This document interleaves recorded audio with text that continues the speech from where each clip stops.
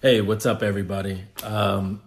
First of all, you might be wondering why in the hell am I showing you guys a video of me so early in the morning. I just woke up. I apologize for that.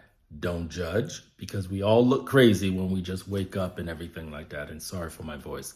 But no, I'm really excited today because I'm traveling, taking a little bit of time off to travel. It was about a 10-hour flight. But the great part, and I thought that I should vlog about it and share, is that I'm flying on Air France today. But the great part is that I was able to get an upgrade in my flight status. So basically, flying got a pretty decent upgrade, which shocked the hell out of me to from business to their La Première service. You know the French, they always have everything has to always sound sexy, everything has to be great.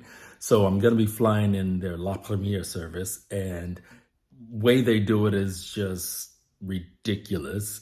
You're basically from beginning to the end of the service that they provide, it's going to be all bougie.